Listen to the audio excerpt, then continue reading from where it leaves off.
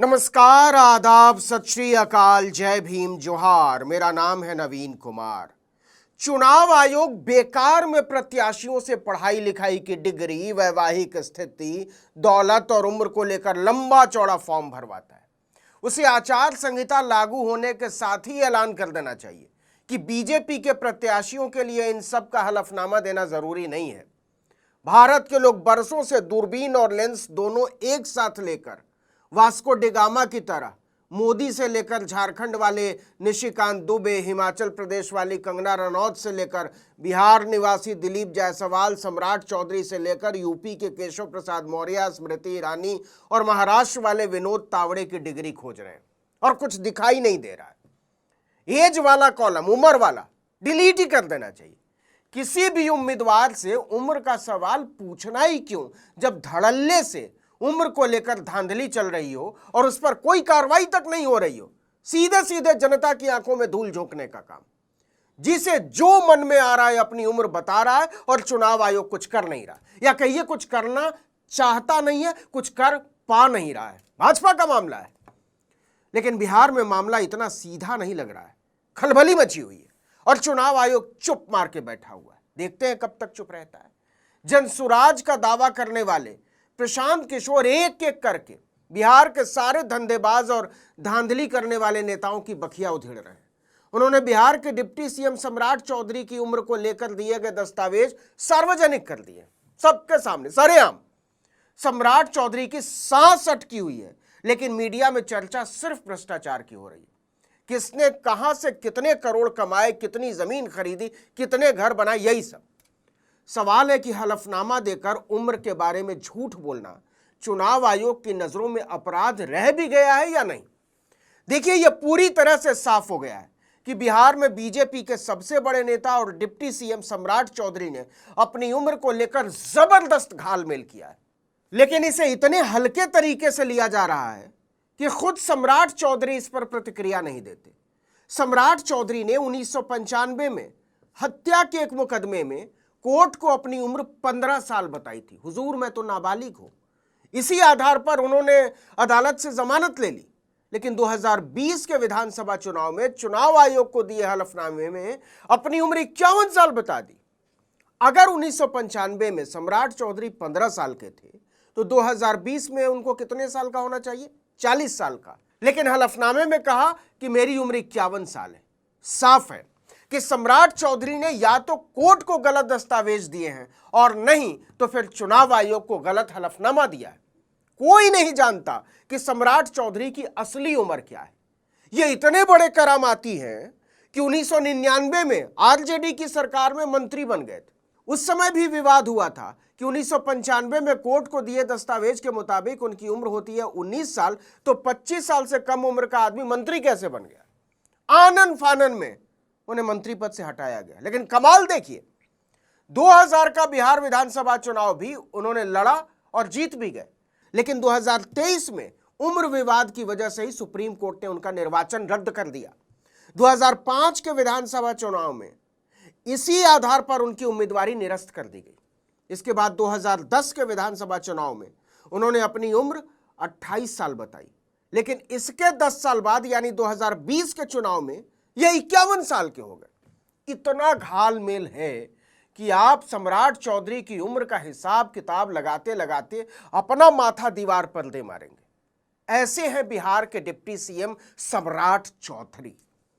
तो क्या एसआईआर में बिहार के वोटरों को धड़ाधड़ डिलीट करने वाले चुनाव आयोग को यह सब नहीं दिखता है? सब दिखता है, लेकिन बीजेपी की सरकार में राम के नाम पर सब सत्य हो जाता है। अच्छा, ऐसा कोई एक मामला नहीं है। सम्राट चौधरी अकेले अलबेले नहीं है। बिहार में तो हाल ऐसा है साहब कि दर्जनों नेता ऐसे हैं जिनके बारे में पक्के से आप कह ही नहीं सकते कि वो इतने साल के हैं तो हैं।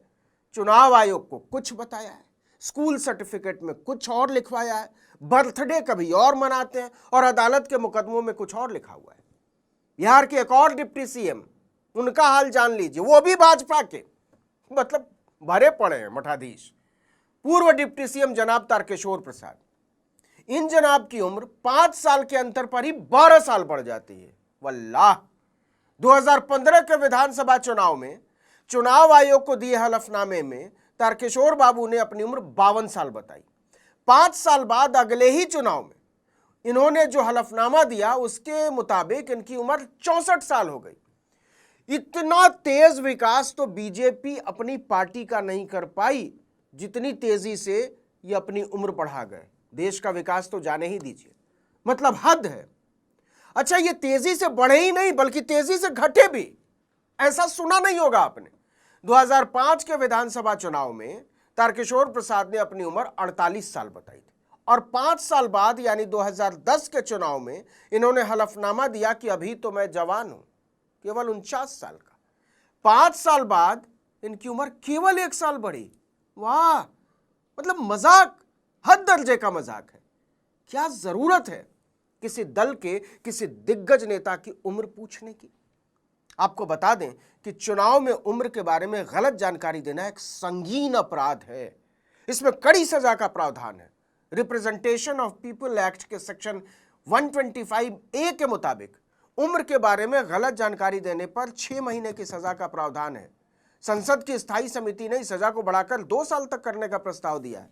ऐसे मामलों में चुनाव आयोग खुद कोई सजा नहीं देता, लेकिन उम्मीदवार के खिलाफ कोर्ट में बाकायदा मुकदमा दायर होता है और कोर्ट में अगर आरोप सही साबित हो जाता है तो निर्वाचन रद्द।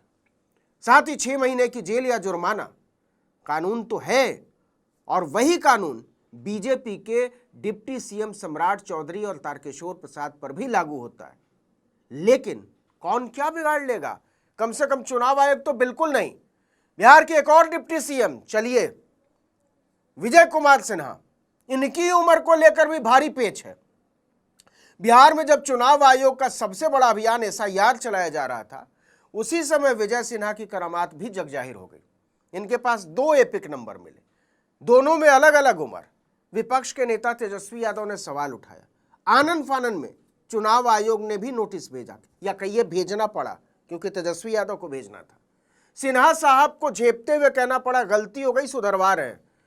मतलब उम्र का हिसाब किताब ऐसा है कि चुनाव आयोग वही खाता लेकर बैठे तो इतने विधायकों की सदस्यता चली जाए कि सरकार गिर सकती है। नेताओं की छोड़ दीजिए, एक सेना प्रमुख की उम्र को लेकर भी विवाद हो चुका, हालांकि बाद में वो भी नेता हो गए। भारत के पूर्व सेना प्रमुख जनरल वीके सिंह की उम्र को लेकर ऐसा बवाल पसरा कि मामला सुप्रीम कोर्ट तक पहुंच गया। रक्षा मंत्रालय ने अपने सेना प्रमुख वीके सिंह की उम्र बताई थी 10 मई 1950, लेकिन दस्तावेजों में वीके सिंह ने कहा कि मेरी उम्र अलग है, मैं 10 मई 1951 को पैदा हुआ। पूरी उम्र सेना में गुजार दी, लेकिन जब रिटायरमेंट का समय आया तो मामला अटक गया। समझ रहे हैं, एक सेनाध्यक्ष ऐसा फर्जीवाड़ा कर सकता है। अगर 1951 को जन्म का साल मान लिया जाए तो वीके सिंह की सेवा अवधि सीधे 1 साल बढ़ जा रही थी। 1 साल की नौकरी के लिए सेना प्रमुख ने सेना की प्रतिष्ठा दांव पर लगा दी, अपनी ही सरकार से भिड़ गए, अपनी उम्र के कागजात लेकर सुप्रीम कोर्ट पहुंच गए, याचिका दाखिल कर दी। यह पहला मौका था जब एक सेना प्रमुख अपनी ही सरकार से भिड़ गया था। क्यों? कि मेरी उम्र कम वाली मानो, 1 साल और नौकरी करनी है। सरकार की बड़ी फजीहत हुई, मनमोहन सिंह की सरकार थी। बाद में वही वीके सिंह रिटायर होते ही बीजेपी की गोदी में जाकर बैठ गए और गाजियाबाद से सांसद हुए, मंत्री हुए। उम्र की हेराफेरी के आरोप अपने प्रधान जी पर भी लगे। जी हां, सदी के सबसे अच्छे और सबसे सच्चे प्रधानमंत्री होने का दावा करने वाले मोदी जी वैसे तो खुद को नॉन बायोलॉजिकल मानते हैं, लेकिन चुनाव आयोग नहीं मानता, बर्थडे बतानी पड़ती है।